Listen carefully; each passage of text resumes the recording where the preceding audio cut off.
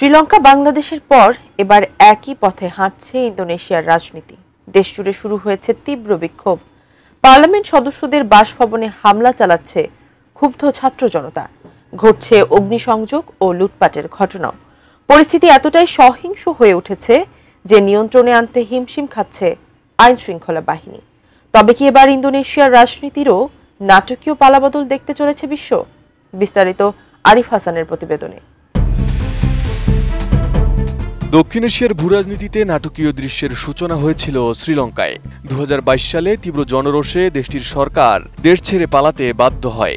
সাধারণ মানুষ প্রেসিডেন্ট ভবন দখল করে নেয়। প্রেসিডেন্টের বেডরুম, আসবাবপত্র থেকে শুরু করে সুইমিং পুল পর্যন্ত সবকিছুই ব্যবহৃত হয় বিক্ষোভকারীদের হাতে। এরপর একই দৃশ্যের পুনরাবৃত্তি ঘটে বাংলাদেশেও।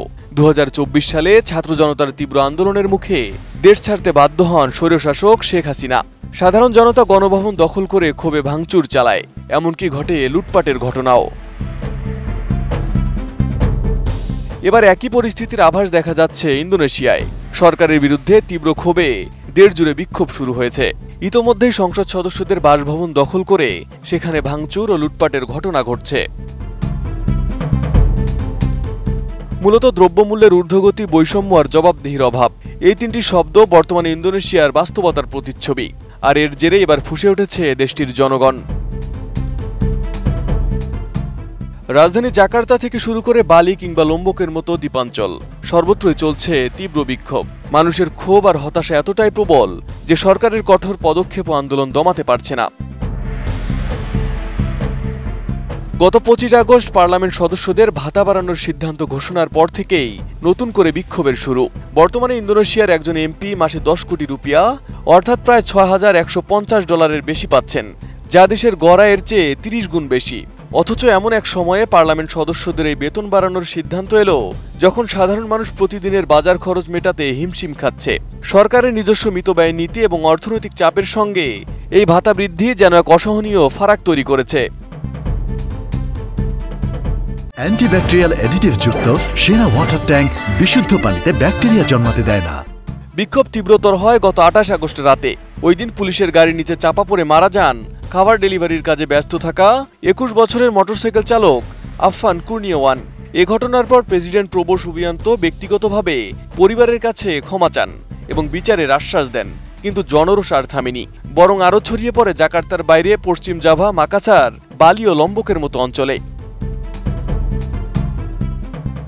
এর জেরে বিক্ষোভকারীরা বেশ কয়েকটি আঞ্চলিক আইনসভা ও এমপিদের বাসভবনে আগুন লাগায়।